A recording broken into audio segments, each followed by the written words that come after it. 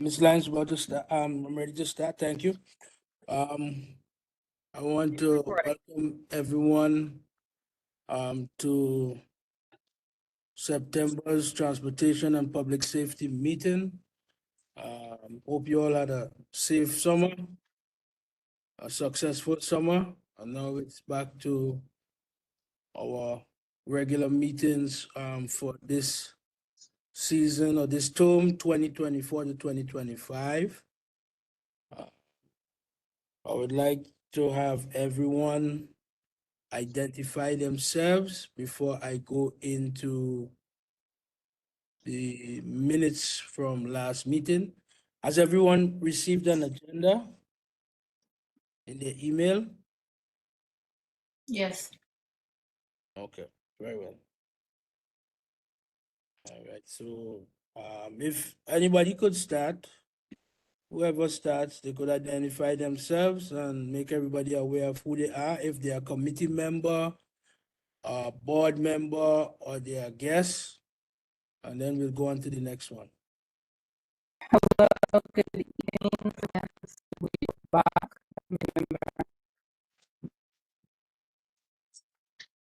Okay, Patricia Hunter Bunyan, guest. okay, David White, guest and member of Community Board 11. okay, George State, committee member. Hazel Martinez, committee member. Judith Aaron's committee member. Monica McCain Brown, committee member. Leslie Grant, guest. Rainbow, Radio Dispatch.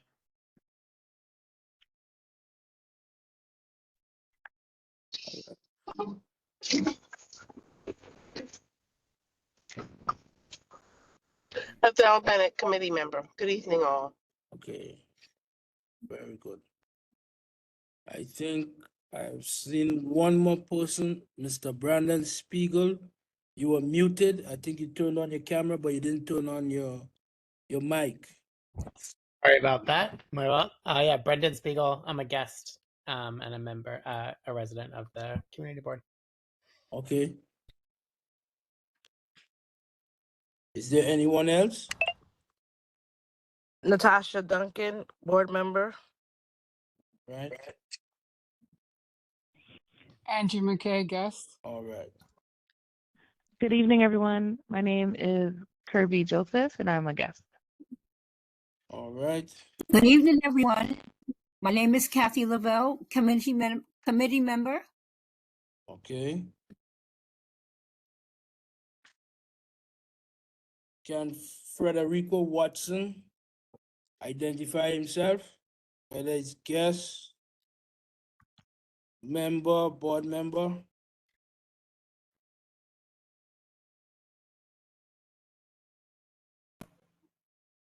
Federico Watson, all right, we'll come back to you. All right, everyone, so I believe for the first time, we should have a quorum. All right, so I'm going to read May 22nd's minutes. That was the last meeting of the Transportation and Public Safety Committee. And then we'll vote on it to accept the minutes or to add any changes. So this is May 22nd, 2024.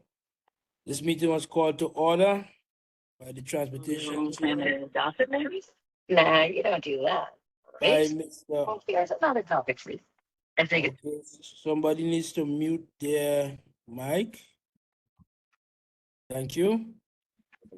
All right, so chairperson's report, welcomed everyone. Spoke about a shooting on 52nd Street involving a police officer on Mother's Day. Also look into alternative transportation options such as express buses to minimize costs due to congestion pricing. So motion, we couldn't have a motion because we didn't have quorum. New business, was Ms. Bynum to represent and speak about the co-naming for Erasmus Avenue. Research and gather information on Writers Alliance. Follow up with the district attorney's office to obtain more information about the Chantel Davis case. Speak to the family of Chantel Davis for further details about the incident. And unfinished business. I think it actually was done twice, but I think Ms. Natasha Duncan did express and tell us in that meeting about certain things, so I'm not going to put that as unfinished business. Reach out to Ms. Alison Martinez on Brooklyn Level Up to discuss next steps for community engagement in the infrastructure project. Contact the chair in charge of environmental and sanitation to address the water leak issues at Ralph Avenue.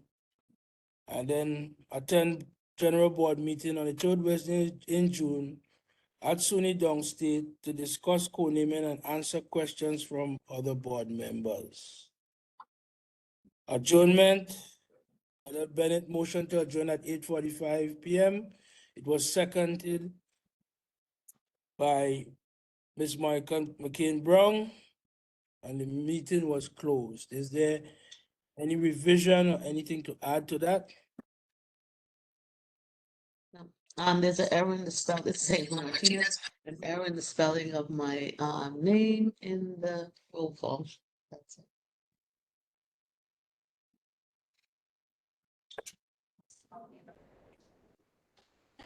Okay. I think that some other people, Monica McCain Brown, I don't know if they're looking at the minutes, but I think there are some errors in spelling of other names. Yeah. Yeah, they are. Yeah, my name is not spelled correctly, as well as I don't know Mr. if Duncan. Ms. Duncan, right? Ms. Duncan's name Allison. is also spelled in the roll call, in particular in the roll call section. There was a lot of misspelling. So Osney Lewis needs to be fixed. Lisa Ayana, Martinez needs to be fixed. Natasha Duncan. yeah. needs to be fixed also. All right, so we will apply those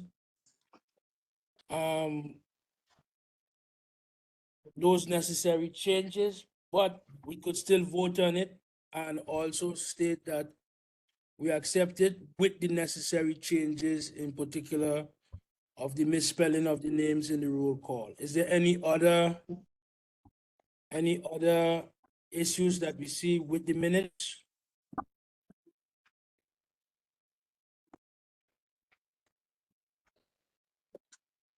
If not, I would like somebody to make a motion to accept the minutes with all necessary revisions and changes. I don't see my name.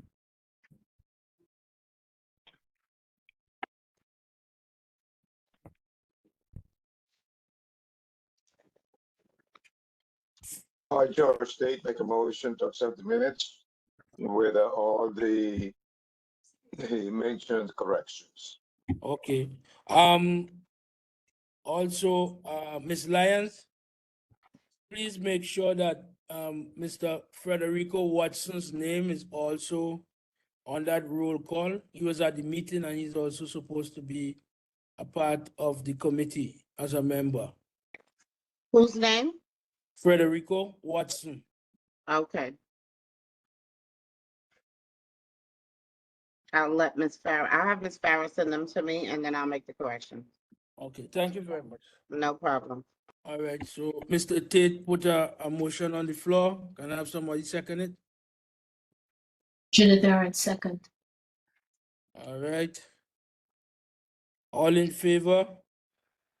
Aye. Aye. Aye. Any opposed? So forth and so carried. So we will have the updated minutes. And I'm very happy that we are going in the right direction. We finally have a quorum and we finally have the minutes to be able to do that. So going further into the chairman's report. Several items, but in particular, I will start with the public safety.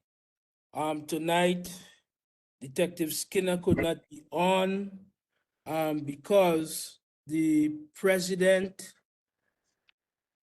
as well as the Israeli Prime Minister, are in New York City at the UN or around the UN area, and all of the officers have been called to add additional security. I don't know if anybody was driving on the FDR today, this evening. There has been several, because of this entire, I think it's a 2-week process with the UN. There has been several different safety, and there have been drills on FDR, sometimes 20, 30 cars, police cars driving on either side. So it's very, it has been one of those things that that's pressing because of all of the world leaders that are here for the UN summit meeting. So Detective Skinner left me with some of the talking points. They were also said at the general meeting, but for those who didn't make the general meeting, I will give that report as part of my chairman's report. So year to date, there have been over 114 firearms removed from the street. There have been also year to date 243 cars towed in several different towing operations. 18 smoke shops have been closed on different corridors, whether it's Utica Avenue, Church Avenue. Those are some of the major corridors in our community where a lot of smoke shops were coming up, illegal smoke shops, and 18 of them have been closed so far.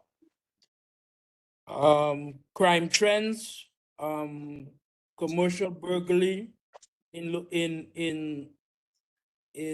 several locations with ATMs have gone up, have been reported at 16, and package theft throughout the entire CB17 and 67's purview, 22 have been reported. So, we have to be mindful. We're coming into that time again, holiday season. Again, if you don't have a porch, if you don't have a safe place to put your packages, it might be wiser to let either FedEx, DHL, or whoever you're using to send your package, if they hold on to it and you go and pick it up. If you can't get it to somebody safely, or you can't direct it to somebody that will safely receive your package and keep it for you, my recommendation is to let whatever mail service carrier that you're using, if there's an opportunity to leave it there or leave it at the facility and you go and pick it up, that might be the best recommendation, unless you are willing to pay for a mailbox, one of the commercial boxes at the UPS facility, USPS, United Postal Services facility, or one of those outside Amazon boxes or whatever. But just be very mindful. A lot of the time, some of these carriers just leave the package right in front of your door. Everyone could see it, and it becomes vulnerable at that time. Continuing with public safety, again, with the rise of certain language and certain behaviors that have been perpetrated by the former president and his vice presidential nominee, in specific talking about Haitian and other people eating animals and pets. I just want the folks to know, be aware of the situational awareness, right? The incitement of those things in particular. All right. I think somebody needs to mute. Some kind of feedback. Hello? Yes. Hey, how you doing? Oh, so Not bad. Not at all. somebody's echoing. Huh? Am I still in Florida? No. Yeah, you need, Mr. Darrell Vines, you need to mute your phone. I'm hearing you. Okay, I'm sorry. Sorry. All right. So, in particular with that, because we have such a large Asian community in our area and our neighborhood, be mindful, look out, situational awareness. We have a lot of people that are not acting accordingly. I mean, we haven't heard any specifics in our community, but I know all of the communities outside, especially in Springfield, Ohio, and other places, there has been, threats against them, and people have kept their kids at home. People are not going to work. So we just have to be mindful and cautious and be civil and understanding with the situation that's going on. The sad part about it is that the folks on that side will do anything, it seems, for a press day, a press release, as the vice presidential nominee said. He will do and say anything, whether it's true or right, to bring attention to a situation. And, this is the type of culture that we're living in now. So for us as decent human beings not to perpetuate it, be mindful, be very, how I could say, cautious, and, let's just be personable as people, especially with what's been going on in the media and so forth. Going to transportation, there was an IBX meeting. I think it was another open house, similar to the one that was had in Brooklyn College. I think in the, what I consider that? The winter time into the spring, I think there was a meeting. And if people don't know what IBX means, it's the Interborough Express. There is a new line that is going to connect from Queens, I believe, all the way to Bay Ridge, Brooklyn. It's going to pass through several neighborhoods, including ours, with potentially 3 stops. And it's important for our folks to understand, especially those folks who will be living on that corridor. If you don't know the corridor, it would be what we consider Farragut. If the folks know Farragut and Utica, there's a train line, an old service train line that passes behind on Avenue H, going over into what's that? Brooklyn College area in the back by the junction. Avenue H. Huh? Avenue H. Yeah, Avenue H. All that area behind there, they're potentially gonna use those old rail lines to put in this Interborough Express. Right? So it's something to be aware of, to be in front of, and to really understand what the dynamics will be when this really starts. Right now it's preliminary. They're doing, I believe, testing and research in terms of maybe what type of if it's a monorail system or whatever the case may be. But, as it is now, we as a community just need to be aware of that, to learn to see who will be affected by it and how we could get in front of this before it gets on top of us. All right? So, again, That ends my report. Is there any questions or is there anything arising from that report? Dad, you're at the, this is on my with line. All right, good night. You need to mute your phone if you're not asking a question.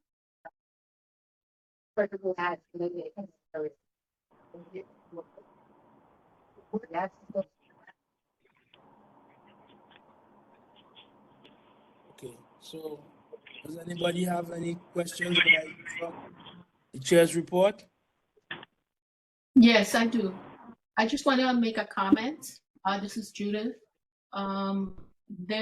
You were talking about the closure of some of the illegal weed shops, but on Nostrand, no, I'm sorry, on Flatbush near the corner of Avenue H, there was a weed shop that was open, and one of the store people, can you hear me?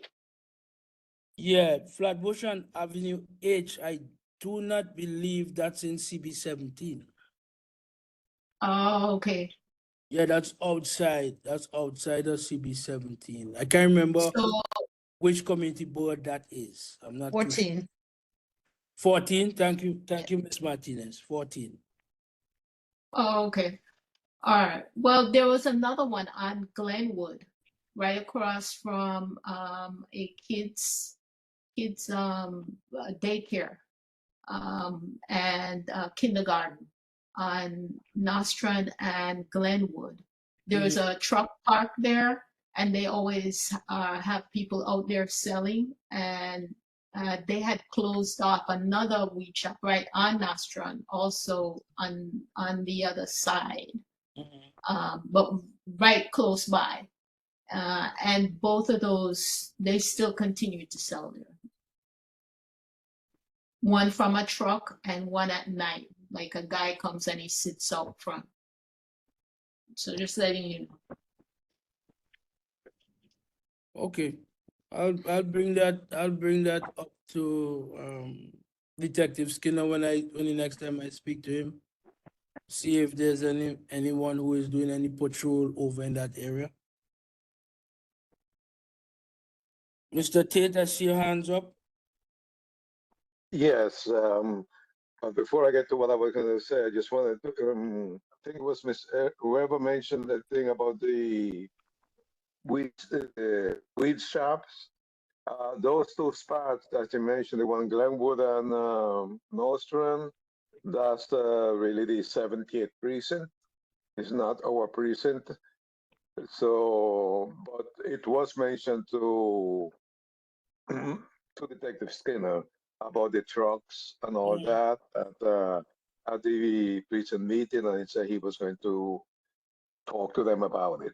Okay, yeah, and I did notice they did close the 67 precinct closed quite a few of them along the Nostrand Avenue corridor from I would say maybe Snyder to the one over there around Farragut and Nostrand. That was how it was closed.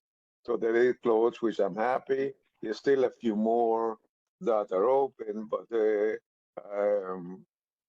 are people selling in the street near those places, especially like around Nostrand Avenue D and Nostrand Avenue D to Foster Avenue. Okay. But one thing I was going to mention that you did not mention in your report, but I just want to let you know we have been discussing the problem we had with the water and Albany and Glenwood. Remember that's the situation by the bus stop? Yeah. That we have, yeah, it was finally resolved in August. So they repaved, that side and they fixed the sidewalk. So that's something that we have been fighting for the last year, and it's finally resolved. Okay, so that's a positive thing that I wanted to let you guys know. Okay. Very, very good. I'm happy to hear that. I'm glad to hear Yeah, that. he has a full pack meeting. Mr. Daly, heard you me? have to mute. Mr. Chair Daly, you need to Oh, mute. I'm sorry, I'm on the phone. Yeah, sorry. Mute. All right, so that's a good report. Thank you, Mr. Tate, for giving us a heads up about that. I know that was a very big concern. Hopefully, that repaving will mitigate that ice and that issue that would have happened during the time when you have freezing rain and so forth. So hopefully that helps. And if not, we'll just go back to them again. Hopefully it doesn't take 6 or 7 years to get it rectified. Anyone else? Anything from the chair report? If not, we will go into the co-naming. I see tonight that Ms. Bunyan is on, Ms. Patricia Hunter Bunyan, and I believe several of the guests are in support of the co-naming for Erasmus Street, Cross Street, Bedford Avenue, to John H. Bunyan. I know that we did discuss it. I have already made an effort or made a note and told the assistant district manager to make sure that she puts that on the agenda. It was pushed back from the agenda because there were certain issues that many board members felt was important for to be done at that time. I was told also that normally co-namings are put out or co-namings are done at a certain time in the year. So this is why October meeting, I'll definitely put that on the agenda for that time. All right, so, but if there are anyone who would like to speak or just give a synopsis of who the co-naming or who the person that we're trying to co-name, at this time, the floor is open to them to do that. Ms. Patricia Hunter Bunyan, you could unmute yourself and you could go ahead.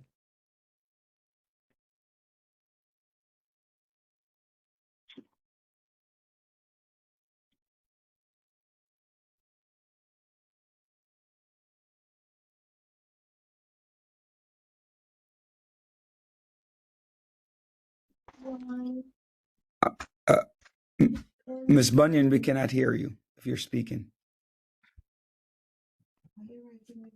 You have to unmute yourself, Ms. Bunyan. Ms. Bunyan, you have to unmute yourself. You're not unmuted. Hello. Can Yes, you hear me yes. now? Now we could hear you. Okay. So good evening, Mr. Lewis, committee members of Public Safety and Transportation Community Board 17. My name is Patricia Hunter Bunyan, wife of the deceased John H. Bunyan, who I am requesting a co-naming for at tonight's meeting. The location is at Erasmus Street, Cross Street, Bedford Avenue Arch. John was an educator for over 35 years for the city of New York, previously called the Board of Education, specifically at Erasmus Hall High School in Community Board 17, where he was employed as a health ed teacher, dean of students, and his most loved position as basketball coach for over 20 years. Even after he officially retired, he continued to coach the students on the basketball team. Many of the students that John taught and coached have gone on to reputable occupations such as police officers, elected city officials, educators, school administrators, university professors, coaches, accountants, social workers, business owners, engineers, and even those who went on to work for professional basketball teams, the New York Knicks. John's devotion and admiration for the students that he taught and inspired continued outside of school as he made continuous communication with his students, inviting them to his home and the many birthday celebrations that he had. Many of the alumni graduating classes invited him back for their yearly celebrations. John's positive impact on the students and this community would be preserved, and his legacy would be a reminder to the students who reside in Community Board 17 and the students that visit and reminisce about the memorable times at Erasmus Hall High School. John was a coach, mentor, father figure, and friend that they will always remember. It is for these reasons and many more that I humbly request that you will accept and approve the application for the co-naming Erasmus Street, the John H. Bunyan Street. Thank you for your time and consideration in this request. Thank you, Ms. Bunyan. Are there any other folks in support of the co-naming of Erasmus Street? Yes. I'll give each person 2 minutes to speak, and then we'll go on to the next co-naming. That was actually old business, but we'll put it here so that we would just keep the co-namings together. Go ahead. Yes. Hello. Yes, who is this? Hello. This is Laddie Baldwin. I'm a former player for John Bunyan. I played for him for 2 years, from '68 to 1970. I graduated from Erasmus Hall in 1970, went on to Long Island University, graduated from there. I retired from New York City Board of Education as assistant principal at Boys and Girls High School. John has been my coach, my teacher, my friend, my mentor, and I also went on to join him as a member of the Coleman's Club, which I probably am a member of now and probably served with him. John was inspiration to me. I echo everything Mrs. Hunter Bunyan said, and I'd like to add that without him, my life probably would be totally different. He was an inspiration continuously throughout my life, as well as a mentor throughout my life. And I'm proud to have been his friend as well as his student. So thank you for this opportunity to speak on his behalf. And I hope that you seriously consider renaming the street in his honor. Thank you. All right. Thank you very much. Good evening. My name is David White. I am a member of Community Board 11 in Queens, New York. I'm also a member of the Comus Club in Brooklyn. I knew John for quite some time, and I could tell you that there aren't many people that can impact the lives of other people and have that ripple continue throughout time. And by naming the street after John, it will be not only a tribute to his legacy, but a reminder that none of us makes it on our own. We always have people that look out for us. And even today, John continues to look out for us because of the values and the things that we were able to learn from him while we knew him. As a member of the Comus Club, I can tell you that John was ready to share any advice that he thought would help make a situation better for any member. He was able to offer his expertise on interior decorating at our clubhouse on Decatur Street, something that is still standing today. As a person who traveled with him and had intimate conversations, I think that this would also be one of those things that we need at this time in this crazy, chaotic world, a reminder that there is a person, there is a person that cares about other people, not only as a coach, but as a friend. And when you bring forth this resolution for the full board to be voted on, if you need me to speak again in support of the resolution, even though I'm not a member of the community board, I would gladly be there in a heartbeat. So I strongly consider the committee to unanimously adopt that this resolution be brought before the full board at the October meeting. And if I forgot anything, I'm sure someone else will speak on behalf of this resolution being brought.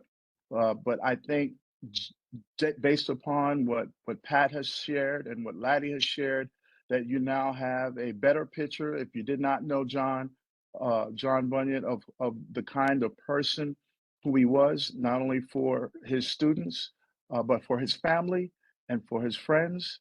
And hopefully there'll be some members of his fraternity he also impacted at a high level. So thank you for my 2 minutes. I hope I didn't go over. Good evening, everyone. Good evening. Mr. Chair. Yeah, Mr. Chair. there's no Chair Daly. I heard someone else. Oh. Yes. I think Mr. Sinclair. Yes, this is Robert Sinclair, former football player and graduate of Erasmus Hall High School class of 1976. Also the president of the Dutchman for Life Mentorship Program. And without repeating too much of what has already been said, and let me also add a fraternity brother of Mr. David Michael White, who I'm proud to see. He looks very good. Without repeating too much of what has already been said, Mr. Bunyan was an educator that took his job to a point where it wasn't just about books and academics, but Mr. Bunyan, as the boys' dean, made sure that the boys coming through the halls of Erasmus Hall High School were gentlemen when they left. One of his very, very notable habits was making sure that we were not wearing headwear within the halls of Erasmus Hall. He would take it off your head the first time and hand it to you. He said, and if I have to take it off again, it's mine. And in Mr. Bunyan's office, he had 2 walls full of hats. But this man was very insistent on teaching boys to be gentlemen and be what would be considered constructive members of society. Mr. Bunyan was a father figure to a lot of us who didn't have father figures. And he was a role model because he not only talked the talk, but he walked the walk. Mr. Bunyan was a very, very meticulous dresser, and he demanded discipline because he exemplified discipline. And if I could add anything else that would allow the board to allow this to go forward, physical or otherwise, do not hesitate. I will leave you my contact information, but I urge the board to honor this man in this way. That's the least that we can do for the amount of time that he has dedicated to the Erasmus Hall High School community. Thank you for your time. Thank you very much. Anyone else on? Yes. Can you hear me? Yes. Hello? Yes. Who is this? How you doing? This is Robert Cummings. Can you hear me? George Berry. I'm just joining. I'm sorry. I'm in the Midwest, so I was a little late. Okay. Yeah. Hold on. So there was one gentleman before you. Go ahead. All right. Okay. This is how are you? This is Robert Cummings. If you can hear me, John Bunyan was my father-in-law. Nikki Cummings is my wife. Pat Hunter Bunyan is my mother-in-law, and John Bunyan was my father-in-law. So I just wanna, I don't know if 2 minutes is enough to talk about the life and the impact that John Bunyan has had, not only on me as an entrepreneur, but on so many other people. He exemplified excellence. He inspired me. He was there for me and many others when we had crossroads in growing.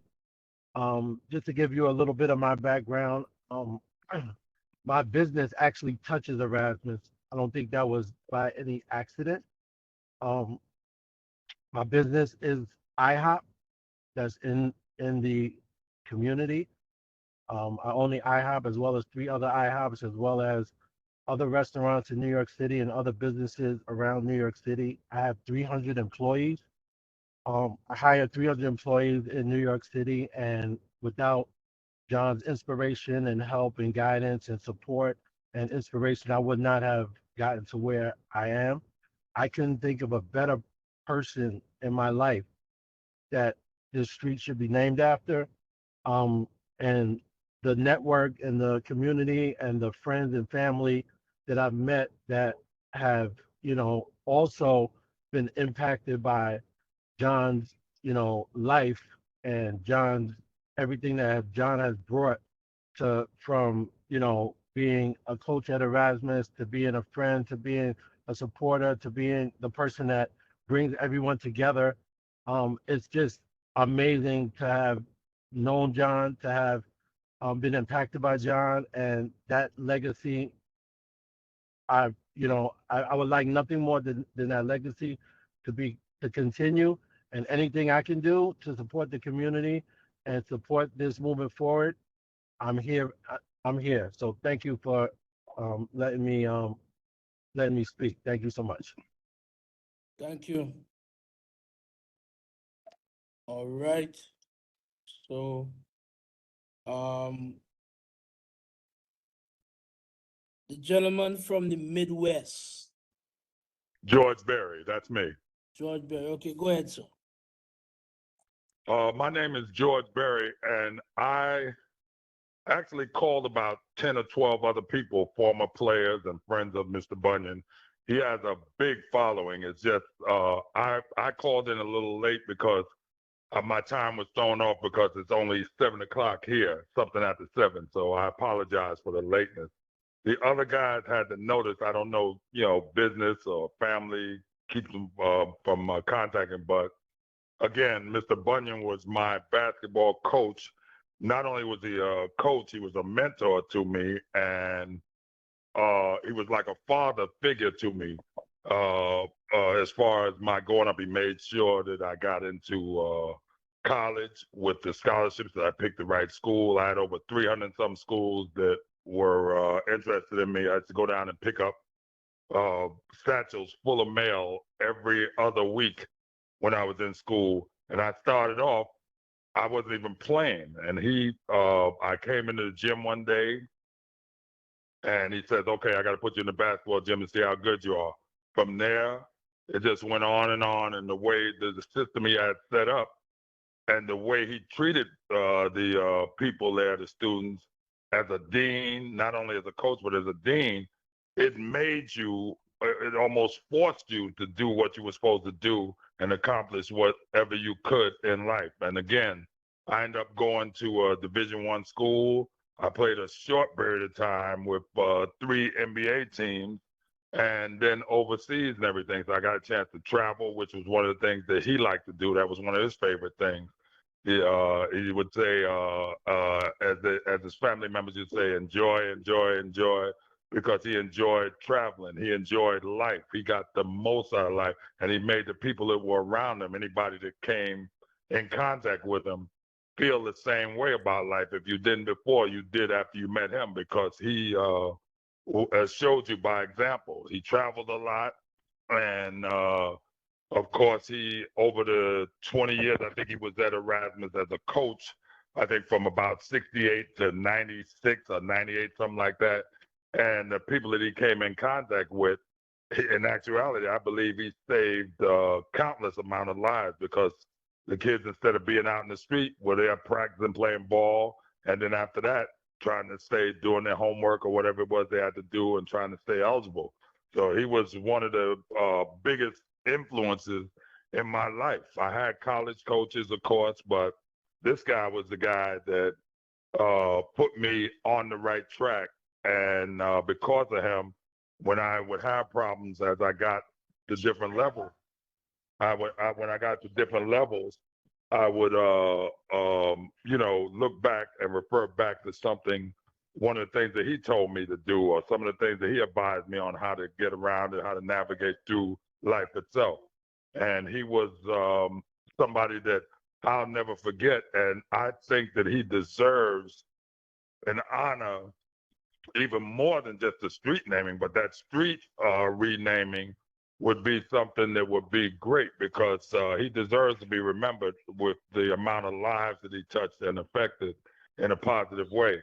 And I just hope and pray that he gets that honor and he's able to, his family and all his friends and former players are able to look up when they go by there or whatever. If they have the ceremony, God willing, he'll get this thing. And I hope that it goes up. And I got family that still lives in the neighborhood, so when I cross there, it'll give me a great feeling. Believe me, this guy was one of the best. Trust me. All right, thank you very much. All right, so I know there's so many more that would like to speak, but I don't. I would, if possible. Is it possible for me to speak, sir? Okay, Ms. White, you will be the final person. Thank you so much. I have a slightly different perspective. I am a retired principal as well as I coached throughout my career. And Mr. Bunyan and I, during our careers, belong to some of the different organizations within the Department of Education. What I can speak to is his professionalism and his reputation was across the city. I actually worked and coached in another borough, and yet I knew who he was. And I did have the pleasure of speaking to many of the men, because when I met them, they were men on his team. And the profound effect that he had on his lives. But I had also heard about him from other professionals within the DOE, talking about the effect that he had on them as professionals when they first started out teaching, as well as them describing the effect that he had on his students at Erasmus. And they didn't have to be on his team. It was across the school. He really looked out for the students. So I just wanted to just put it in my 2 cents in as as a peer and also as a principal, knowing the type of person that he was. He was an excellent teacher, an excellent coach, excellent dean, and an excellent department chair. And his impact on the students was immeasurable. Thank you. Thank you very much. I recognize that there's great support for this. And I mean, we already made a vote to support John, the renaming of the street for John H. Bunyan from our committee already. It just needs to get to the general board, but it's very encouraging to find all of these folks that are supporting and helping. I hope it was unanimous. Was it a unanimous vote? I can't remember if it was unanimous or not. I believe it was, but this support now from all the folks that were here is definitely going to go back to the board. The chair of the board is here. Mr. Chair, if you have a quorum, I don't know if you have quorum, but if you do, can you please do a committee vote so that when you come to the meeting on October 18th, you can at least say at this committee what the vote was, if you don't mind. All right, very well. So as the directive from the chair, even though I believe that was done already, but we'll do it again. I want somebody to call a motion to support Mr. John H. Bunyan's co-naming on the specific street, which is Bedford, and the arch. Erasmus, I'll do it, Mr. Chair. Huh? I'll do it. Right the street between Bedford and Nostrand. That's where it begins and ends. All right. I make a motion. I, Roderick Daly, Chair of Community Board 17, make a motion to co-name Erasmus Street between Bedford and Nostrand Avenue, the John Bunyan Street. I second that Can I get a motion. second? Early in the morning. Get back It has for to be, it has to be a committee member. Okay. And we went to the Miss- club. Mr. Chair, After we did. Who's Mr. that? Chair, No. Yes. Mr. George, That was such a Mr. bad George mood, and City. I was like, to me, Before Vegas I is second it, could you repeat cemetery. your motion, please, as I did you make from Nelson Avenue? Oh, I'm sorry. I need to. Hakunde or Kana or something. Somebody has to mute. Somebody Needs speak to it. Brad Richardson needs Ladies to. and gentlemen, we have to mute the phones. I know, because like the it is lounge was so recorded. nice, like low lighting and But, like Carol Richardson, mute your phone, please. it was really cute. So, yeah. Ms. Lyons, please mute all of the individuals. Thank you.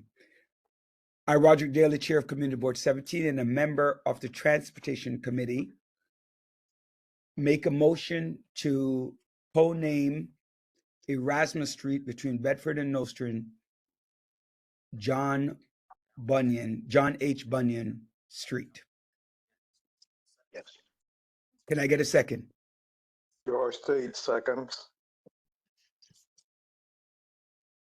You can proceed. Go ahead, Mr. Chair, with your vote from the committee members only. All those in support, say aye.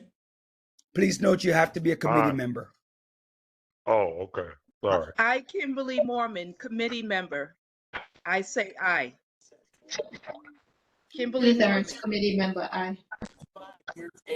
Monica McCain Brown, committee member, aye. Roderick Daly, committee member, aye. Frederick Watson, committee member, aye. George State, committee member, aye. Hazel Martinez, committee member, aye. Joe Bennett, committee member, yes.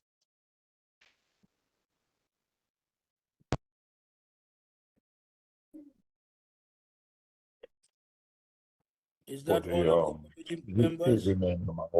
And your vote, Mr. Chair. All right, Osney Lewis, Chair. Aye. Any opposed? If not, then so carried. It will be carried to the general board meeting, and the co-naming will be on the agenda with full support from the Transportation and Public Safety Committee. And I thank all those who took out the time to come out and share the support with the Bunyan family. We are going to do our best to make sure that we show our support for the Bunyan family also. All right. Secondly, we are going to, there was a second co-naming, and there was some points of explanation that was done in that meeting. Natasha Duncan, I believe, did explain some of the issues that arose from it and explain what happened. In particular, based on the co-naming for East Right there. 38th Street. The men's gauntlet. So I don't know. I think I see Miss Duncan on, and the only thing I would like to ask Miss Duncan, if she's there, Miss Duncan, you on? Yes, I'm here. Yes, I know from the last time there was some points of contention. In particular, one of the questions, or one of the questions that I have is, the young lady that we want to rename the street after, what were her other contributions? Because I know a lot of people were not aware of what happened. There was one story that was told, And we need to, we want to have all of those things so that everybody could make the correct decision or choice in terms of in support or not. Obviously, like your actual like scope of federal law, but like this is really not that hard to like build a financial model or like to like do hard skills in Okay, could someone needs to mute their phone? like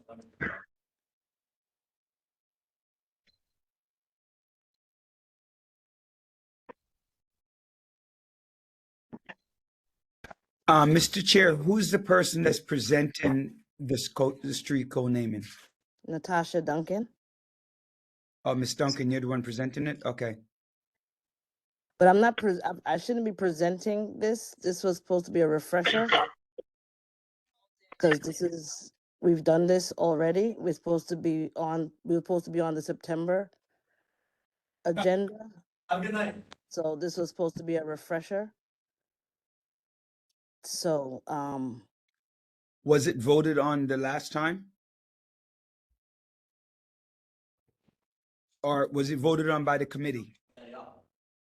Good morning. Oh, good afternoon. Good night. How are you? Ms. Duncan?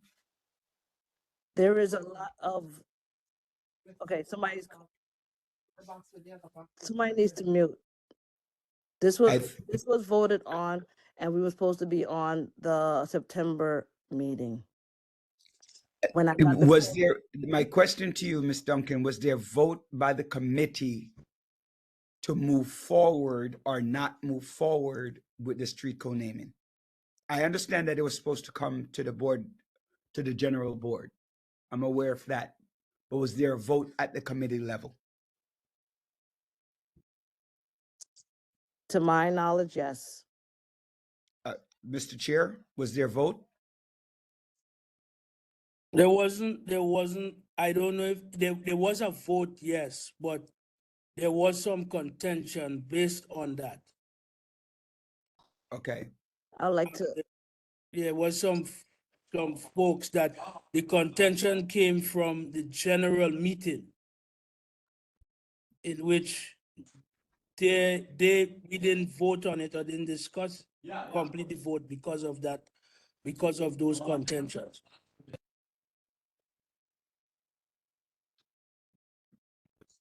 Monica McCain Brown. I do believe there was some questions also in the committee meeting.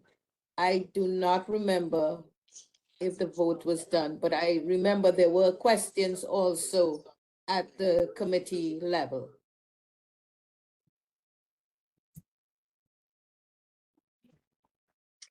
Okay, so let me give my. On my angle, I don't remember there being a vote. I remember it coming to the general board as a meeting, but there was no quorum or vote at the committee level. I do not remember a vote in the affirmative or vote in the negative from the transportation committee. I do remember it coming to the floor and there were some questions, but I don't recall that there was a vote at the committee level. That's why I'm asking, was there a vote at the committee level? Because if not, this is the time to have that vote.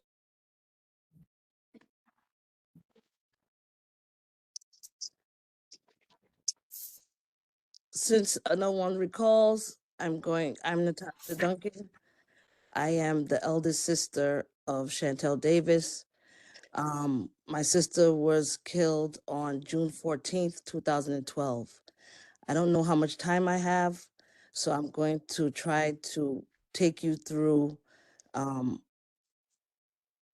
the moments of me finding out what my family has been through up until this year, so to speak. And then I guess if we have more questions, we can discuss depending on how the time runs. So like I said, my sister was 23 years old and she was killed or shot by Detective Philip Atkins on East 38th Street and Church Avenue. Detective Atkins was known in our community as Bad Boy Atkins. My sister was driving down Church Avenue and a vehicle stopped short and she swerved through the vehicle and got into a car accident. In 44 seconds of her hitting the hitting the pole, she was then dragged out of the vehicle and shot in the chest by Detective Atkins. That took 44 seconds. On the day that it happened, I was 4 blocks away, and the bus was driving down 35th Street. Linden Boulevard, and I had no idea what was happening. Hours had passed, and it was on the news that there was chase. There was this 30-something-year-old woman that got into an accident. All these things happened, and I couldn't figure out what was going on. I lived in East Flatbush all my life, and I was trying to figure out for myself what was going on. Whose sister could that have been? My family was thrown basically into the world of activism at this time. A lot of times when these cases happen, the first thing that is said is that person was a criminal, is a mastermind, the person is dehumanized, and then your family is left to grieve and clean up the lies at the same time. There was a lot of false and negative things said about my sister, and we've spent a lot of the time trying to reverse that and making sure that this tragedy that has happened to her has become more of a positive thing in East Flatbush. 9 months after my sister was killed, there was a 16-year-old who was killed by the same unit a half a mile away. Okay, and we were instrumental in supporting that family as well. They put out a lot of false information about my sister, and a lot of the information about the actual officer that was true and accurate was never put out. One thing that I did get was that Detective Atkins said that his gun discharged when he was trying to pull her out of the vehicle. He wasn't trying to arrest her. He wasn't chasing her or anything like that. His gun discharged, 1 shot in her chest. My sister was laid out on East 38th Street in her own blood. As my family tried to identify the body, we had elected officials at the time. Public advocate now, he was the council member in my district, Jumani Williams, Pastor Monroe, Pastor Lee, Pastor Matthews, all on the scene and actually came to my grandmother's house on East 52nd Street to let us know what had happened that night. We never went to East 38th Street at Church Avenue, but the community from that moment, hundreds of people marched to the 67th precinct in protest of what happened because there were so many witnesses outside. That whole evening, my sister's body was spread throughout Facebook. Her nieces and nephews saw the pictures, but we never saw her face, so we didn't know what it was. But of course, a couple days later, we realized that that was the picture of her. That's the picture that I have in my phone up to this day, of her blood trickling down East 38th Street. Like I said, the community rose up, marched to the precinct for what Bad Boy Atkins did to her that night. At the time, there was a district attorney, Charles Hines, who I don't know if you don't know, well, he's passed away now, but he was found to be a corrupt district attorney. And he closed Chantel's case. Taken over was Ken Thompson, who my family and some other families helped campaign to become district attorney, who promised to look into the case. Ken Thompson got in office and shortly passed away. Eric Gonzalez took office And right at the 6-year mark of Chantel's angelversary, we had a meeting with him. And the first thing he did was apologize to me personally and my other sister about what happened to Chantel, but said unfortunately the statute of limitation had run out because he didn't believe that it was intentional. It was intentional murder. But he was going to make some changes and transform some things as best as he could so that things like this would be looked into like in a faster manner, because it took 6 years for us to find out and get more questions answered. Since my sister was killed, we've been building up East Flatbush. We have annual basketball tournaments in Tilden Park. We serve about 100 players, another 100 to 150 people that just come to the park for the day as a family fun day to have a basketball tournament, free food, drinks, things like that, school supply drive, food drive, toy drive, because these are the things that my sister loved to play basketball. She was helping some little kids on her block at the time as like a little coach. My sister only lived to be 23. She actually died 3 weeks after her 23rd birthday, which was, a life taken from her. But we managed to begin to try to turn that tragedy into what the community has always or should be, is something more positive, and not remember her the way she originally, the news carried her name when it originally happened. Because as most of you, or hopefully some of you know, that is kind of the common thing that happens. As soon as an officer is involved in a shooting, you get a lot of negative reports about it. But then when the truth comes out, you don't really hear about those things. And nobody speaks to the family to find out. But I've been my sister's spokesperson, as I'm sure anybody else would be in a situation like this. I've met hundreds of families in Brooklyn itself. I've met thousands of families nationwide to try to prevent these type of things from happening, to build stronger communities in my sister's honor, so other families don't have to experience what we did. So I have, there's a lot more. But this is also very triggering sometimes to have to always fight to try to clear her name, because no one ever asks the family questions. They just go by something that's the original, like, false narrative. And for 12 years, more than 12 years, we've been fighting and continue to fight and grieve at the same time.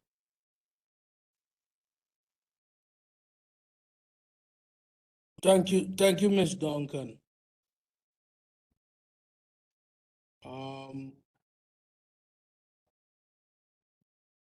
Does anyone have any other questions? I think Ms. Duncan laid it out completely, which she did at the previous meeting.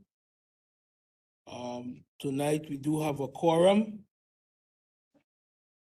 If there are any questions before we call for motion for the co-naming, I think it's Chantel Davis Way, was at the corner of East 38th Street. Are there any questions, any requests? Ms. Duncan. Hi, I would also like to say something. Okay, who is this? My name is Angie McKay, and I am Chantel Davis's aunt. Okay. I'm here to speak about the ongoing effort for naming the street in her honor. This has been a process that we've been pursuing for several years. I didn't anticipate that it would take this long, especially since we've seen other families complete the process, other families that's been through this complete the process more quickly. However, we've been determined and we've waited, we've collected hundreds of signatures from neighbors and community members that remember the tragic day. There were a lot of people that were out there that day, a lot of people that we've spoken to while collecting the signatures about this. And the support we've received reflects the impact that Chantel had on our community. Chantel lived and was raised in this neighborhood, and sadly, this is also where her life was taken due to police brutality. Just want to say that her legacy will continue through the work that her family has continued, especially Natasha. Natasha has worked very hard. She's done a lot for the community. And also everywhere else, she's traveled all over being a speaker with other families of police brutality. Like she mentioned, we host a basketball tournament where we provide free food, a fun space, safe space for the children of the community. It's just a way of keeping Chantel's name alive, and we plan to continue this tradition. To end this, I would just like to say we are eager to see the street named after Chantel, and we ask that this process be expedited. She was not the person the media tried to portray. She was not a criminal, and we as her family will always uplift her name and make sure she's never forgotten. So just want to say thank you for the support in this matter, and also want to support the family before that are also petitioning for the street naming. Thank you. Okay, thank you, Ms. McKay. Well, the Mr. time. Mr. Hello? Osley, there's someone else that's trying to speak. They said they can't unmute.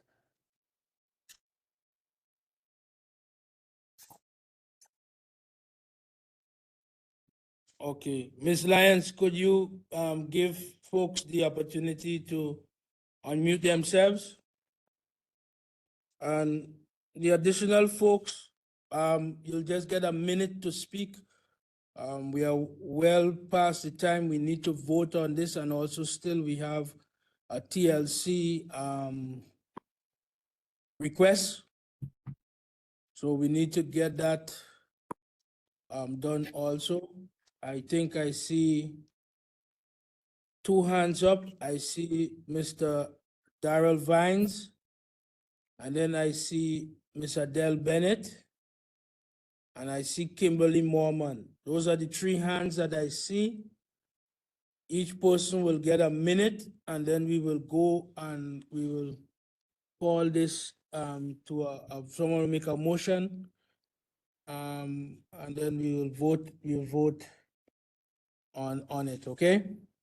My speaker is on the phone. They're not on the computer. I don't know if you can see that.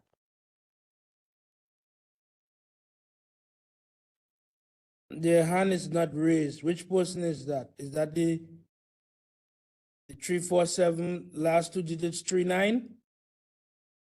Let me look.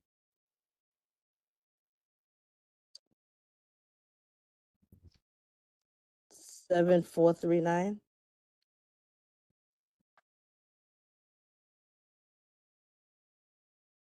If that's them, 7439. You see it?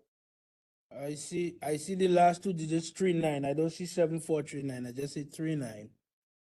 Yeah. Okay. All right. If they would like to speak, they can speak.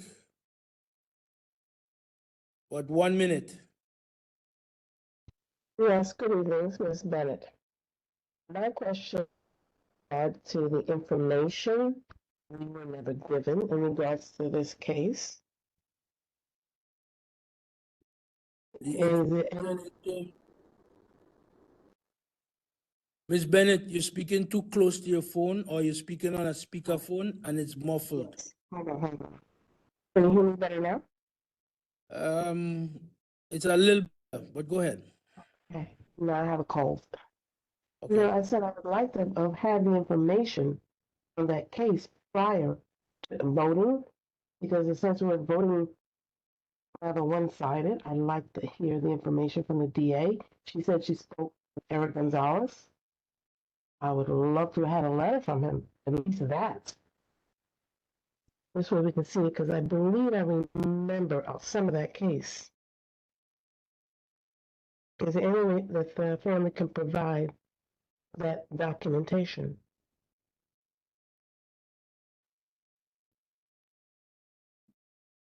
Can you hear me?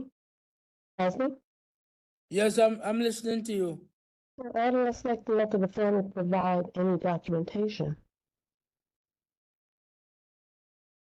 That's all. Okay.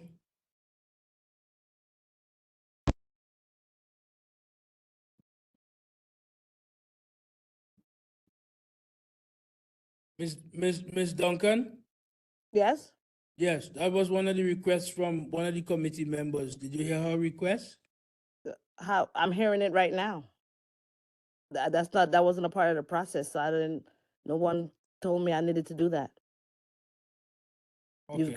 I've gotten the signatures that was said, and I got, prominent community person to write a letter to the board. The board has all of that. Okay, thank you. Miss Kimberly Mormon, I see your hands are up. Yes, my name is Kimberly Mormon. Good night, everyone, and I'm a committee member. First, let me start off with this. To Miss Duncan and Miss McKay, the sister and the aunt, I express my deepest condolences. Let me start off with that. And I don't know what that's like to go through that trauma. I pray the Lord will comfort you. My question is really simple, but I don't want to act like I have experience in this situation. I don't have any experience or know what it's like to experience this trauma. But my question is very simple. I wanted to know whether you said it in the past or maybe you didn't mention it at all. But I think it would be helpful if the committee knew if the investigation was done and has it been completed, and if it wasn't completed, why? And the information from the district attorney, I guess Mr. Gonzalez, would be helpful. That's all I wanted to say, and that's less than a minute. But I hope I didn't disrespect you in any way as far as simplifying this, but for me, this would be helpful if I knew the investigation wasn't completed yet, and what took place, what's the facts and the evidence of the case. That's it. And again, my condolences. Sorry for the loss.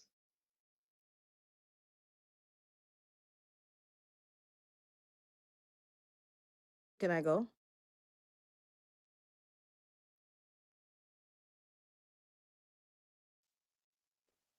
Can I go? So, Miss Mormon has brought up a point. Miss Adele Bennett has brought up a point. Miss Duncan, on this, and I don't want to minimize what has happened. I don't want to minimize what has gone on. But again, for the support of the committee. Now, we could still go and take this to a vote and everybody could make a decision. But we have to weigh wisely in terms of if, even though Mr. Eric Gonzalez told you sorry, that's a verbal commitment or verbal thing between you and him. Even though the support of the several members and everything else, whatever is out there it was not refuted, right? And that means whether it's what you could consider a formal apology that was written and given to the family, or to that point. When he told you that the case was closed, what did that signify in terms of the case being closed and there was no other correspondence after that time? He talked about the statute of limitations and that's it. He gave you a verbal sorry, but nothing official in terms of documentary evidence. Is that correct, Ms. Duncan? So let's back up a little bit. When Chantel was killed, there was Charles Hines, district attorney, in office. Okay, so this took over 2 years of trying to get, and thank you, Ms. Mormon, for your sympathy. I appreciate it. It took over 2 years to get any type of answers from Charles Hines. We didn't get any answers. We tried to get witnesses to go down to the office, to his office, like they requested, that was there that night, and they would always come up with some excuse of why they couldn't take the witness testimony. And like I said, this went on for 2 years. Later we found out, or it was, I guess, he was outed for being a corrupt district attorney, and he got out of office. You could imagine what's happening during this time, right? You have a district attorney who was Brooklyn's district attorney for years, decades, that's now been outed as a corrupt district attorney. My sister's case was put on the back burner. Okay, when Ken Thompson took office, he was cleaning up all of these cases from way before my sister, right? Even though we were one of the families that helped push his campaign. So again, we waited. We were getting the runaround. We had to wait because of all the cleanup. Ken Thompson then dies. Okay. Eric Gonzalez takes over. Of course, that happened. That was a sudden thing. By the time Eric took over, and whatever evidence he looked at or had left, he did not believe that it was intentional. So the statute of limitations ran out on the case. That was the meeting we had right before the 6-year anniversary of my sister's death. Now, coming to this meeting here now, I was told that it was a refresher and that we would be put on the October agenda for the general meeting. Now I'm hearing that I should have got a letter from Eric Gonzalez. I could get a letter from Jumani Williams. Jumani was there at the time. He stood with my family. Monique Waterman, who is now the assemblywoman, she was working and helping Jumani in his office. She was there with us, with my family.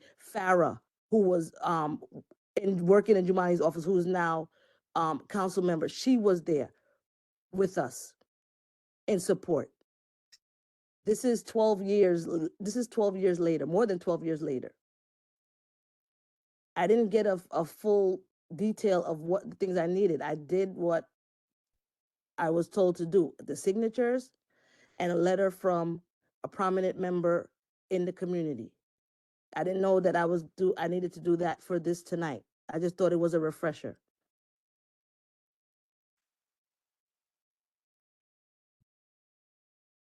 Well, I just think that there are still questions based on certain circumstances of what happened, right? And everyone is asking, again, because you have to be able to make a clear and specific choice on this based on the circumstances and based what was done. So, I mean, I know it's challenging, it's difficult, but I don't think that the folks could vote on doing that without having some type of whether whether it was some type of formal acknowledgement or recognition, whether it's the district attorney, whoever it is, that this was incorrect, or that this was something that was done and it was not done in the right fashion or the right motive in particular, right? So that's where the question is, because if two members are asking this question, when it comes to be voted at the general board, there will be more people that will ask the same or on the similar lines. And that is what, will ultimately determine the co-naming or the support from the entire board. So, I mean, this is, for what would be asked and what would be requested from those members and from the entire general board, these would be the ongoing questions that would be asked.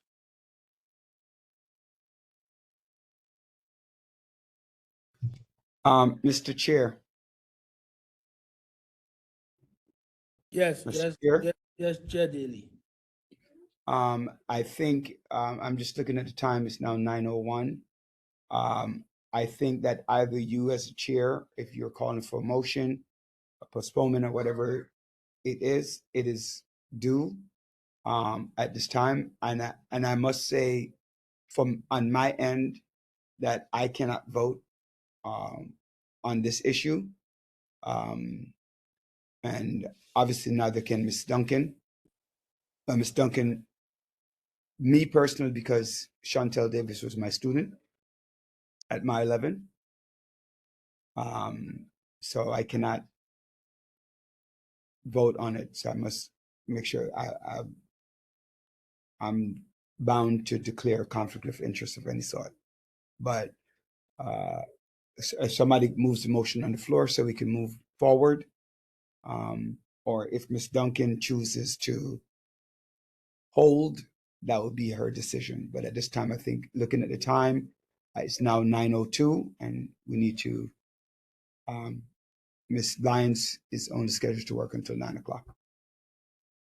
All right, Ms. Lyons, if Chair Daly as well as Board Member Duncan does not vote, do we still have quorum?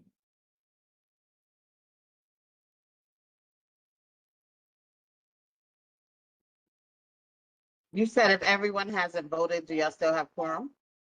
If Chair Daly, Board Member Duncan does not vote, do we still have quorum? Yes. Okay. Will somebody make a motion? I still didn't get 39 unmuted. The phone number ended in 39 unmuted.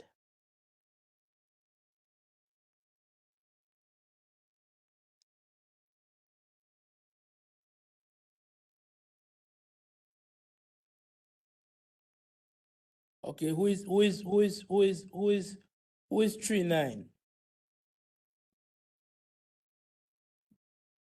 Ms. Duncan?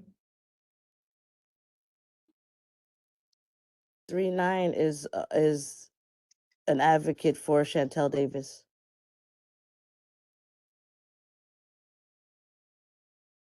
All right, well, I mean, If it can't, yeah, well, let's do the motion first. If somebody will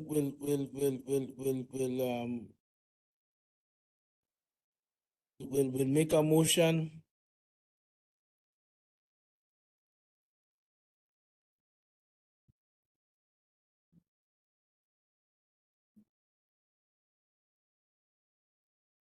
am I going to need to, or is it better to gather the information that's been requested?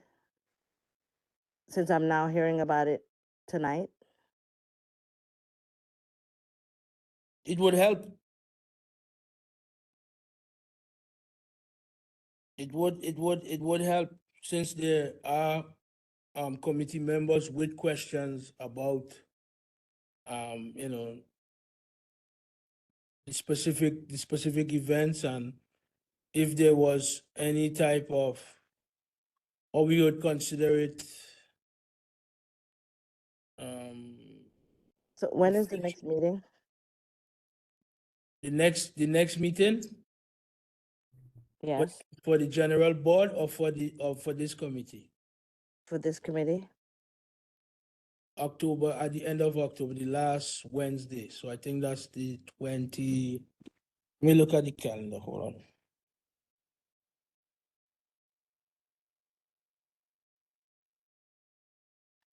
The last Wednesday is the 30th?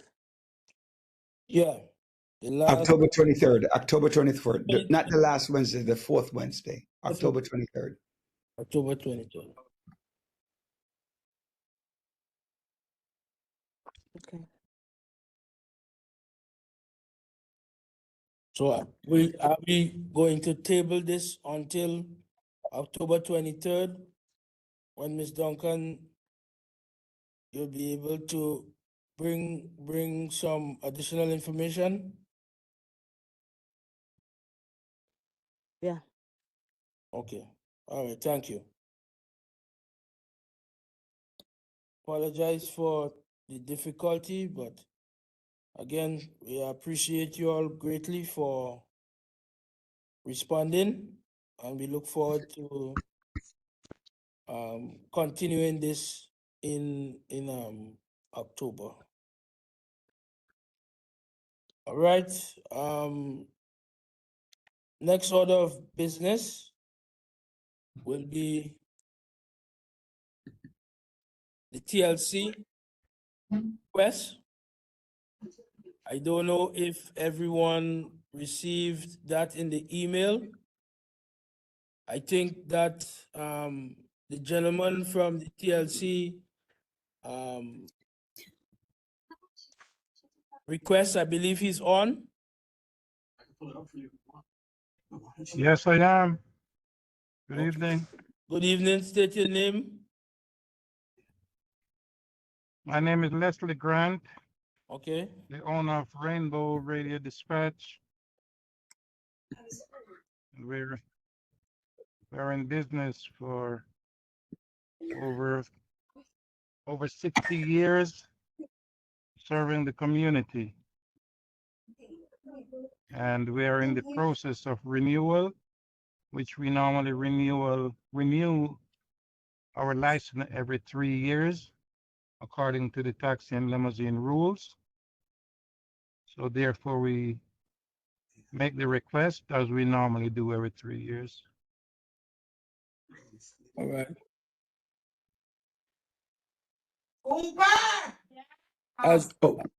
As everyone, is there any request or any question based on the renewal for Rainbow Dispatch, taxi, limousine, and car service?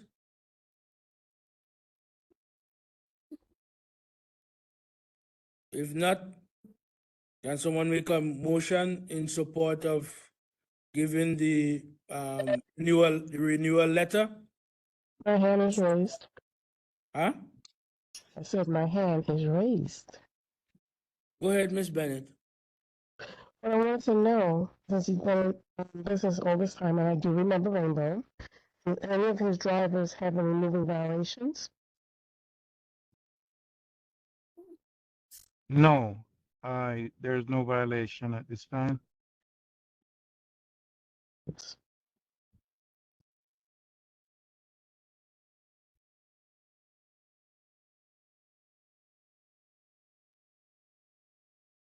I believe you're supposed to bring some of the records to the board.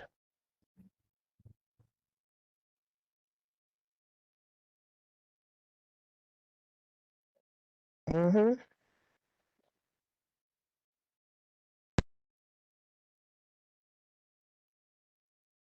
All right, Ms. Bennett, is that all? That's it. I was just checking for moving violations. Okay. Does any, I see Miss Judith Aaron's, your hands are up? No, my hand isn't up. Okay. Are there any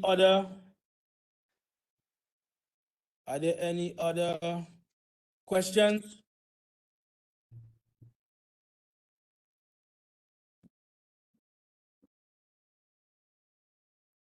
If not, can somebody make a motion?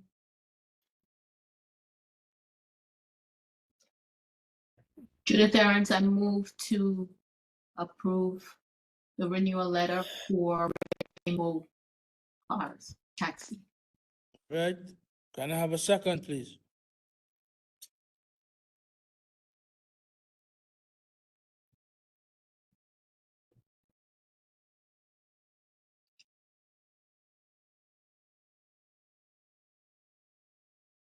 Can I have a second, please?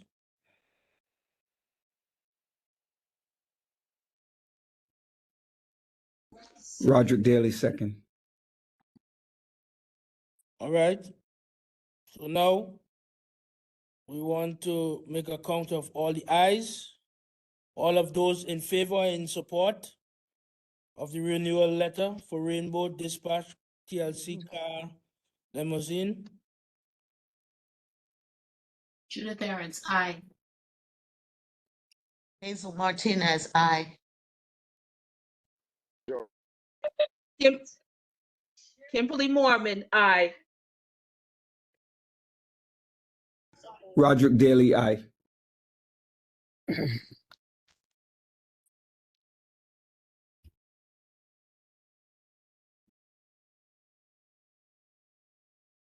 Other board members or committee members? Osney Lewis, aye.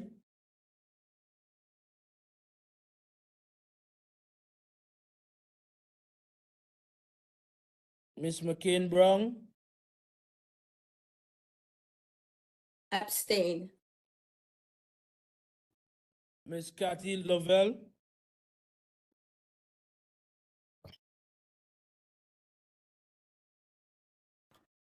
Aye. okay.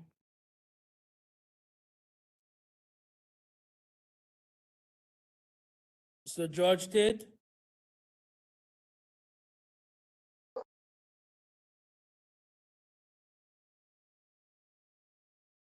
I can't hear you clearly, Mr. Tate. I think you're breaking up. No, I said hi before, Okay. but I'll repeat it again. Yeah. Can you hear me now? Yes. Very well. Yeah. Yes, we got you. Thank you. Ms. Adele Bennett,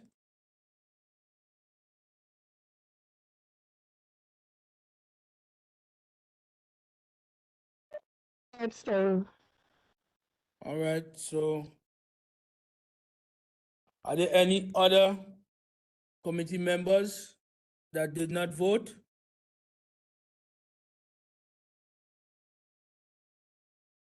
If not, the ayes have it. It will be made and given recommendation to the general board to be voted on in the October general meeting.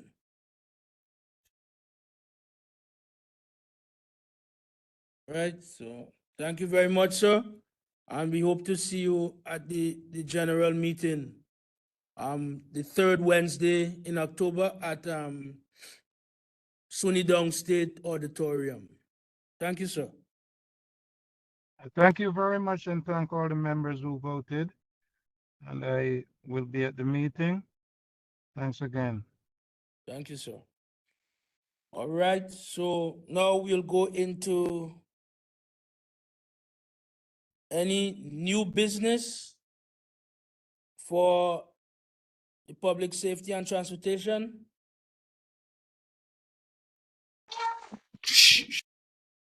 I just have one. I received can I be acknowledged, Mr. Chair? Yeah, go ahead, Chair Daly. First of all, good evening, everyone. As mentioned, I'm chair of the board, Roderick Daly. I was informed of a situation on Avenue D with the benches. I'm not sure if you're aware of that the number of public safety issues in terms and sanitation issues as well. I believe the benches are in front of St. Augustine's Church out there, and that they're looking to remove those benches because of complaint from the community for obviously negative usage of the building, of those benches. So That's that's what an Avenue issue. D and Utica Avenue? Avenue D, I believe that's towards St. Augustine's. I want to say is around Troy, Albany. No, is that as far as Albany? I think it's around Troy. Okay. Yeah. Right. So there's some issues with the benches out there of people loitering on those benches. Okay. So that was an issue that we were discussing with the city council member and I. So that was one of the issues. The second issue, if we need to do something still regarding the B7 buses, and they're just really slow and affecting the people within our community. And the last issue, which was just brought to the board office yesterday, while I was there, the trucks idling in front of Pathmark, that they're the delivery trucks, they come in the morning early, and they keep idling for about 2 to 2.5 hours before they actually drop off the goods. And I'm not sure how would be able to get in touch with the trucking companies to have them, because Pathmark has okayed them to be on East 42nd Street, which is the street behind Albany, on the other side of the office, for them to stay. So I don't know how we can work out that problem. Maybe, Mr. Chair, you, myself, and other members can figure out a way to navigate the system so that the residents who are complaining about the early morning, the seniors and the likes who are over there with those issues. So those are the three things that have been brought to my attention that I would just like to bring to the committee attention as well. Thank you. Thank you. Mr. George Tate? See your hands up? Request, if possible, because there has been quite a rush of fires along the Farragut Road, East 37, East 34, East 38, and basically a lot of fires in East Flatbush. I was wondering if it would be possible to have like a fire safety workshop sponsored by Community Board 17 to educate the community in terms of fire prevention. These fires are in homes. Where are they? Where are the fires? Yeah, homes, a lot of homes. Is it based on gas problem or gas issue? Some of them, there was gas, some of them they don't know yet, but some of them also was like candles in the house. But over the last couple of years, I would say from East 34th Street to East 43rd that I know of, there have been about 8 fires. So I think we need to have like a fire safety education. They have an education unit that could come and discuss fire prevention and fire safety. Okay. All right. So we will take that into advisement and try to hopefully do something before the holiday. In particular. with that. Okay. Thank you, Mr. Tate. We'll put that in advisement, and I'll keep that in mind to make a request. Hopefully sooner than later. I'll try to make a request for October. Let's see if we get a response from someone from either fire or from the gas utility. So about fire prevention and the smell of gas and so forth. I see another hand, Ms. Hazel Martinez. Oh, yes, good evening. Two things. One, something needs to be done about the truck traffic on Avenue D between East 56th Street and East 58th Street. We have trucks idling in front of people's homes for more than 20 minutes, waiting to deliver inside the 5700 Avenue D, that bakery and Mitsubishi, and they're unloading their trucks and their cars in front of people's homes, blocking their driveway or in front of the park, and they claim that there's no sign that says they can't do that. So something has to be done about it because the residents there are seniors. They're very upset about it. And this is every single day. And the other thing is that same strip there was a walk through this summer with Rhonda Messer from the Department of Transportation, because that section is going to be redesigned somewhat. There's going to be remarking of the streets, but the street really needs to be resurfaced before that happens. And they're going to increase the parking spaces by putting angular parking on one side by the park and further down on the other side. I have a design which I'll drop off at the office. All right. How soon has DOT committed to doing that? As soon as the people installing the bioswales have a permit until the end of the year, so nothing can be done until they remove their equipment. I don't even know why that's over there was selected to be the spot where they put all of those rocks and dust, because we constantly have to have them inspected and cleaning it up, because as it is, we only have like 1.5 lanes to go to Kings Highway. And you only have, and I mean, there's always rocks falling all over and sand blowing across the street into people's homes on windy days. Okay. Right. So we'll try to see the enforcement for the trucks, in particular with DOT. So we have those 2 points of contention, the trucks, 42nd between, was that Glenwood and Farragut by Pathmark, and we also have the trucks idling on Avenue D between 56 and 58, right? Correct? Yeah. Correct. Okay, very well. So I'll have to reach out to our DOT liaison to see who does enforcement for large commercial vehicles, tractor trailers. All right, thank you. I see. Okay, I see. Yeah, hello. I want to add very quickly. Is on Avenue D, there are several schools, and idling is not allowed in any school zone. All kinds of them.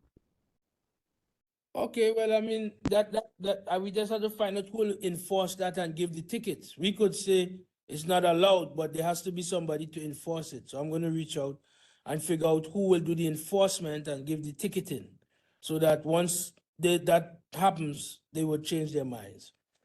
All right, I see. Okay, I see 3 more hands. I'm going to take those 3 hands, and then I want to call this meeting to adjournment because it's 9:24. And already we have Miss Lyons until supposedly was 9 o'clock. It's 9:24, right? I see Miss Monica McCain Brown. I see Kimberly Mormon, and I see Mr. Brandon Spiegel. Those will be the 3 last speakers, and then I'm going to call this meeting or ask for a motion to adjourn the meeting. Okay, so in that order, Miss Monica McCain Brown. Thank you, Mr. Chairperson. I have seen that they have removed at least one of the the city bikes rack. Do Mhm. you know if they have removed any more? That's the one that is Beverly and Brooklyn.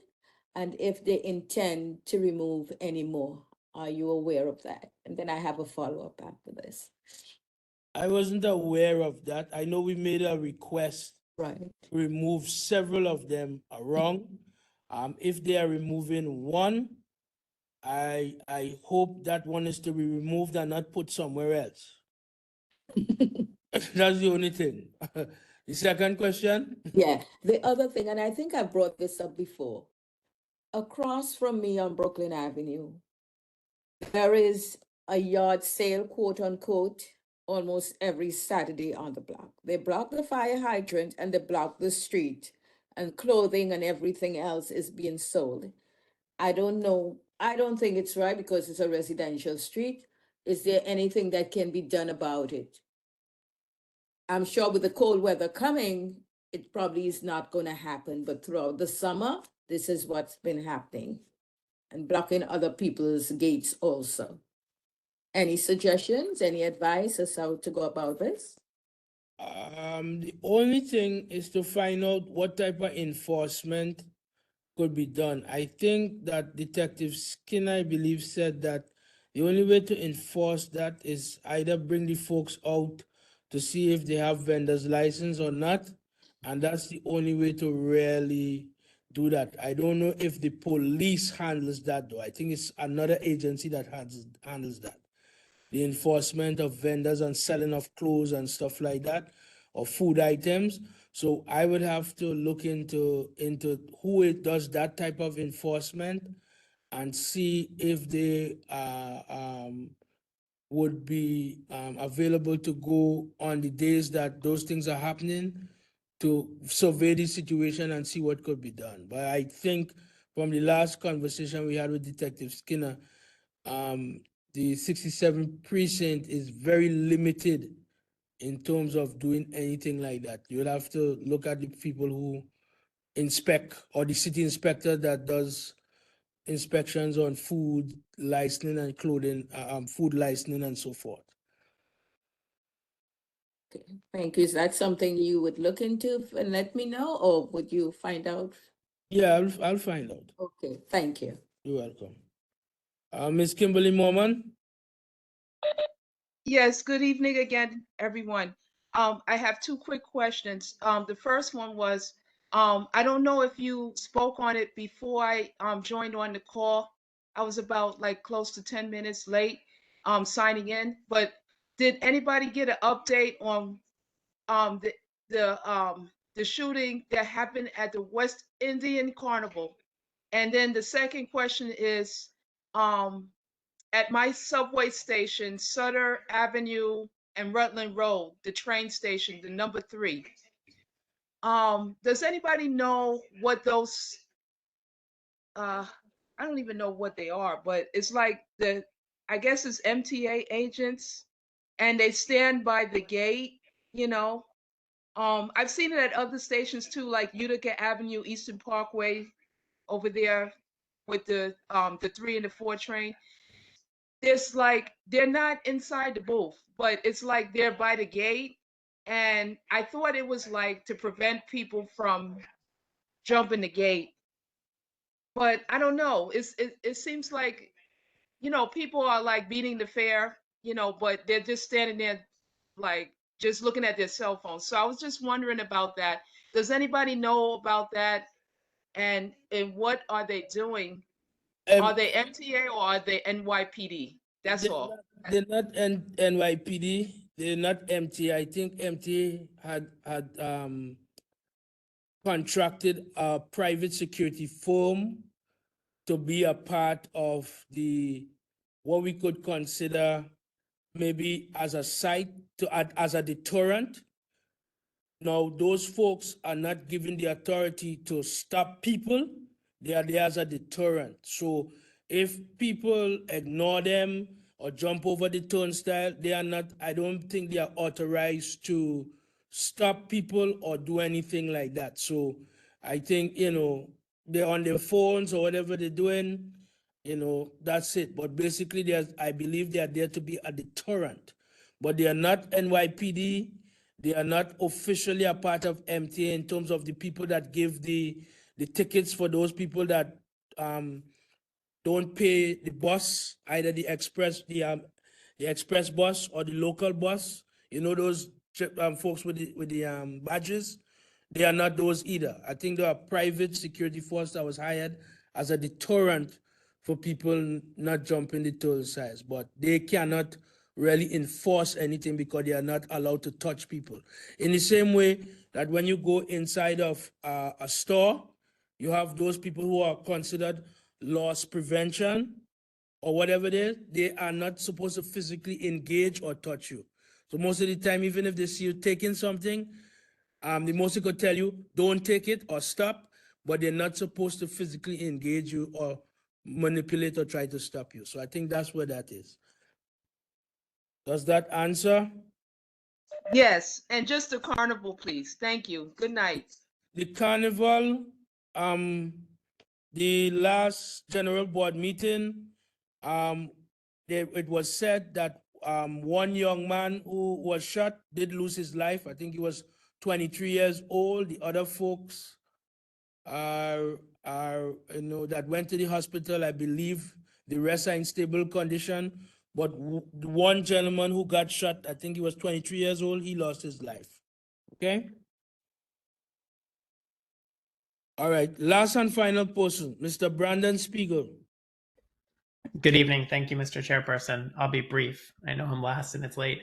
I just wanted to bring up an issue several neighbors of mine and ours have noticed. There seems to be a ring of theft of mail from the green relay boxes where the postal service leaves the mail for the mail carriers to pick up. My neighbor saw two people drive up in a car to one of the green boxes and completely empty it out and take all the mail. Our mail carrier on our block has told us this has happened a lot of times in the neighborhood and that the Postal Service doesn't want to do anything about it. It seems that they could add security to double lock those boxes. We've contacted the NYPD and local electeds, but haven't heard much. Yeah. Sorry about that, Mr. Speaker. Mr. Vell, can you mute, please? Yeah.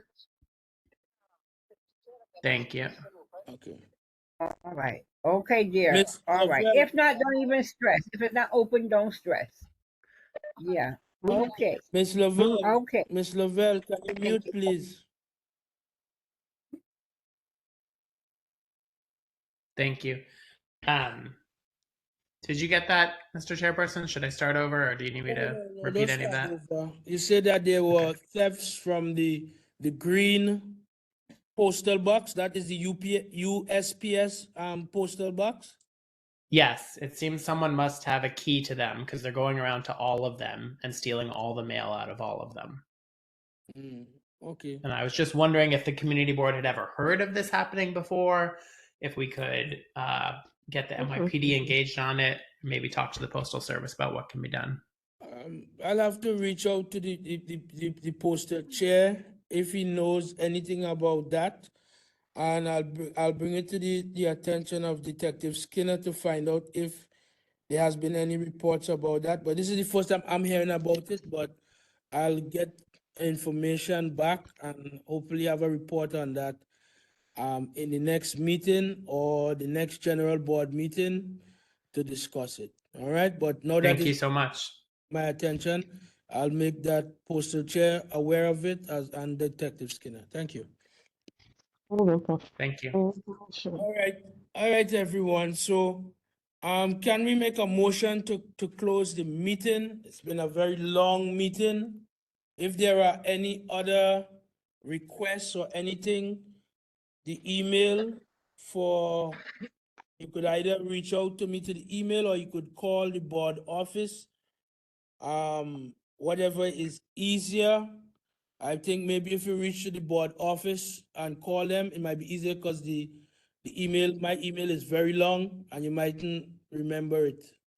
So reach out to the board office, get in contact with the assistant district manager or whoever's at the board office during the day. Leave your message, I'll get it, and then I'll try to address it as best as I can. Can I have somebody make a motion to close the meeting, please? I, George State, make a motion to adjourn the meeting at 9:35 p.m. Yeah. Thank you. Hazel Martinez, second. Thank you very much. All right, everybody, thank you very much. Ms. Lyons, thank you very much for staying on with us. And everybody have a good and safe night. And we'll Good see evening, you. everyone. Right. Good Good night. evening. You're welcome. Good Good night, evening, everyone. everyone. Good night, Thank you. everyone. Good night all.